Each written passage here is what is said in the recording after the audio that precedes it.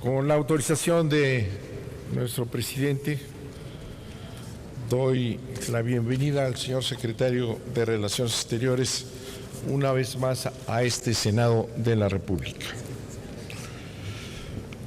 En 10 minutos no se pueden tratar muchas cosas, señor secretario, usted lo sabe. Voy a tratar de centrarme en un aspecto que considero de una gran importancia.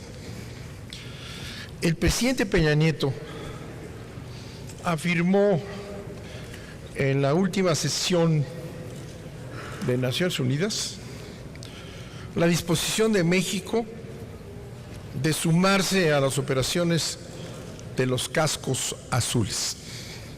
Así, con desenfado, como si no hubiera atrás, en contra, toda una filosofía, toda una historia que tomar en consideración. Para empezar, el sentimiento del Senado de la República, que es corresponsable de la política exterior. Aquí no se consulta nada. Ayer, en un foro de Relaciones Exteriores organizado en este Senado, el subsecretario de Relaciones Exteriores, dijo: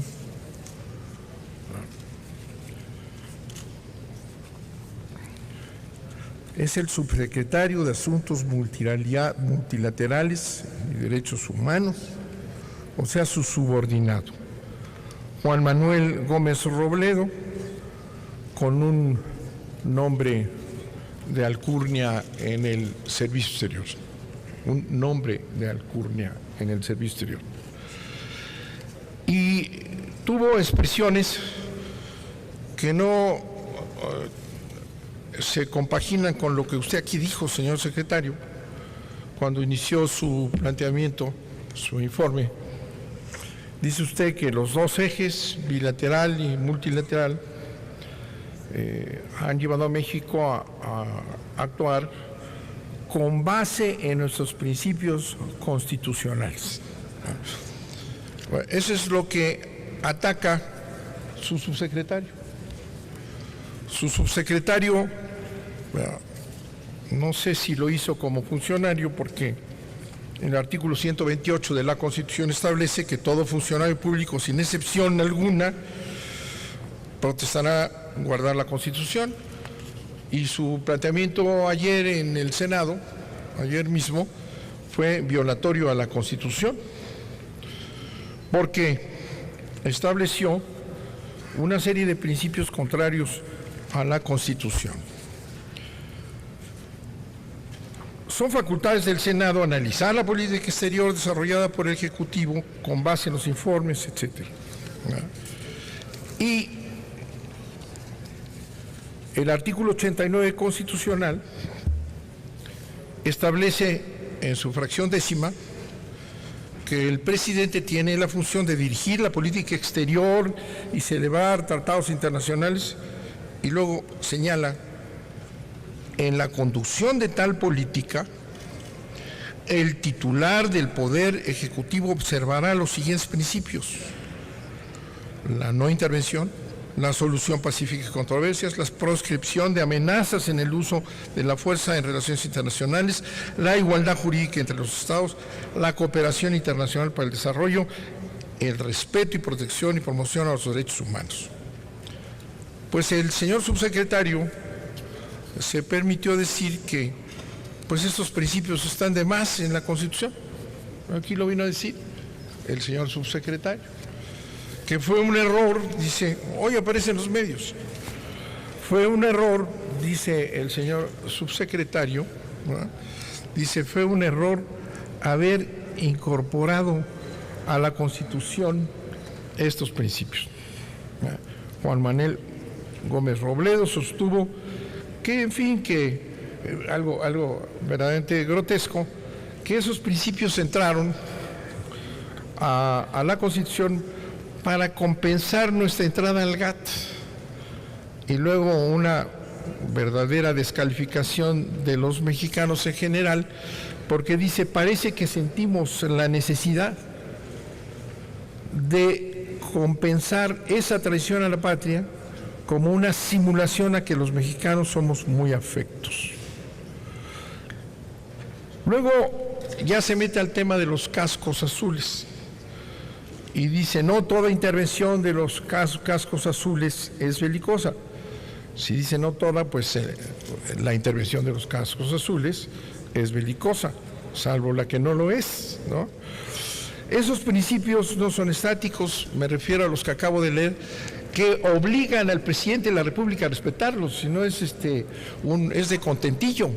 El presidente de la República, donde va, tiene esa limitación, respetar esos principios que están en la Constitución de la República, y que el subsecretario se dice aquí que esos principios entraron porque somos unos acomplejados.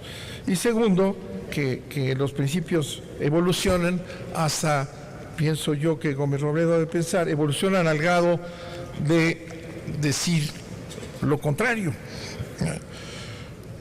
Nosotros estamos totalmente en desacuerdo de la declaración de Peña Nieto en la Organización de las Naciones Unidas, que no tomó en consideración la responsabilidad de este Senado y su vinculación y su participación en la política exterior de México, y así nada más, ¿verdad?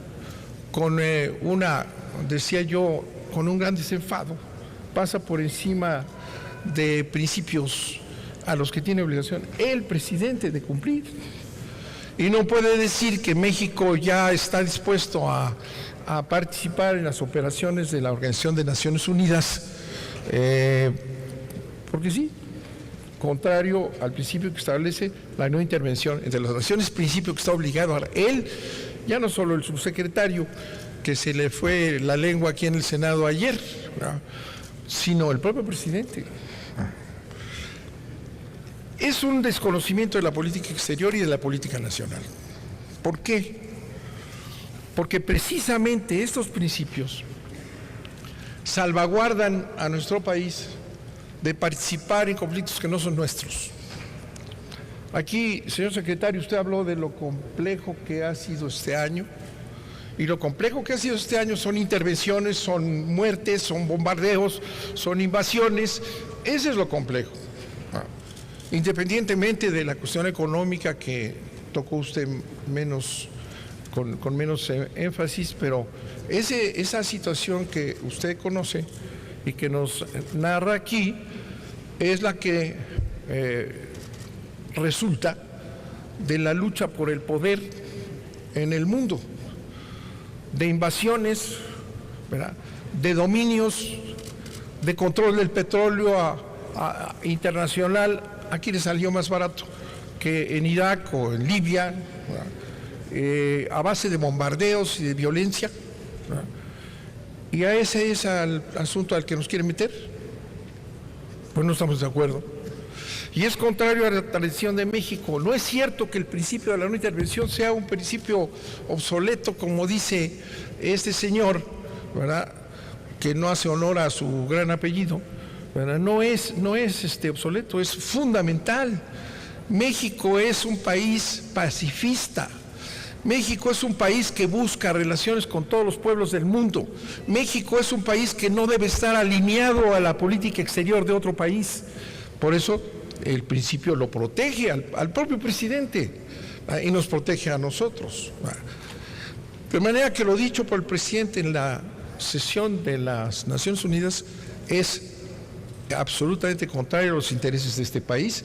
Y en primer lugar, yo diría son dos razones. Uno, la Constitución se lo prohíbe.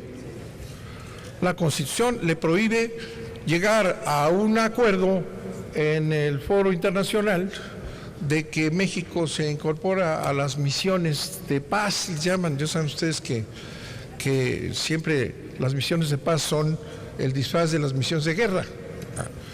En consecuencia, la Constitución no lo permite. Segundo, para entender ese principio hay que ver la historia reciente, la que describe el señor secretario, ¿verdad?, la que describe el señor secretario, y las características de la Organización Mundial, de la ONU, ¿verdad? ¿Qué se nos olvida lo que es la ONU? ¿Verdad? La ONU es un organismo formidable, importantísimo la participación de todos los países del mundo, la libertad con que se expresan, nada más que tiene un pequeño detalle, que es que las potencias tienen derecho de veto. Entonces, todo lo que pasa ahí, más allá de lo que no tiene una importancia trascendental, está sometido al veto de las potencias imperiales. En consecuencia, y lo hemos visto y vivido, ¿verdad?, las misiones de paz, entre comillas, ¿verdad?, que organizan Naciones Unidas, ¿qué son? Pues son un acuerdo entre potencias, porque si no, no existiría. Entonces es una negociación entre potencias, ¿verdad?, la que establece esas misiones de paz, ¿verdad?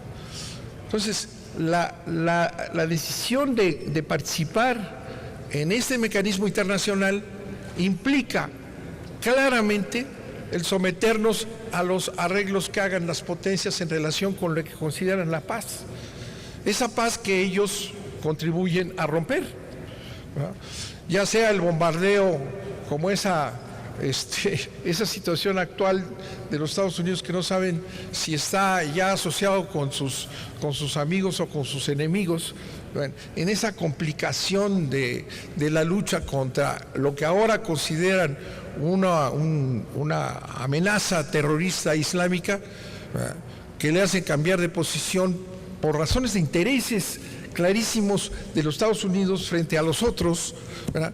Vamos a ir nosotros, según esta aceptación, a combatir a ese perverso imperio del mal que acaba de aparecer, o vamos a ir a todas esas medidas que se provocan por la lucha entre las potencias abiertamente.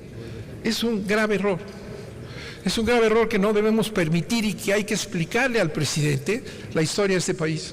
Hay que explicarle lo que hemos nosotros luchado por mantenernos en una posición sin compromisos con los imperios, ¿verdad? Esa es la historia de México, y no ir porque estuvimos ahí en ese maravilloso foro que hasta emociona, ¿verdad?, salir con que ya estamos comprometidos con mandar soldados mexicanos a Naciones Unidas, a estas cuestiones de paz. Se le olvida también al presidente, señor secretario, ¿verdad?, que el Senado, en su artículo 76, fracción tercera, es el que autoriza al presidente para que pueda permitir la salida de tropas nacionales fuera de los límites del país. O sea que tenía que haber consultado. ¿Está el Senado dispuesto a dejar que tropas mexicanas vayan a combatir los imperios del mal o los arreglos de las potencias? No, es poner en riesgo la vida de mexicanos. No se puede disponer del Ejército Nacional, cuya función es defender la soberanía nacional de México, y mandarlo a defender estas loqueras de la lucha de potencias a donde decidan las potencias en sus arreglos. Es algo inaceptable, señor secretario, con todo respeto. Habrá que ilustrar al presidente en la historia de este país para que no se entusiasme de repente, como va a Francia, le hablan de la gendarmería y dice: yo quiero una también. Entonces ya tenemos una gendarmería que es igual a la otra policía. No podemos permitir que manden a soldados mexicanos, que son el pueblo de México, a dar su sangre, a morir como sucede, y ahí está la lista de todo lo que ha pasado, ya sea en Kosovo, aquí o allá, o en el Medio Oriente, donde la lucha es por dominar el mundo, por hacerse el petróleo, por impulsar las fronteras más hacia un lado que otro, y nosotros vamos a ir ahí, soldados mexicanos, vamos a entregar la sangre de México al servicio de la lucha entre potencias para terminar siendo un instrumento de posiciones hegemónicas. Yo creo que es un grave error, además es inconstitucional. Y por cierto, recuérdele usted las funciones que tiene este señor subsecretario de no salirse de la lengua y menos en el Senado de la República. Muchas gracias, señor presidente. Muchas gracias, señor. Gracias, don Manuel. Tiene el uso de la palabra el senador Juan Gerardo Flores Ramírez, del Grupo Parlamentario del Partido Verde Ecologista.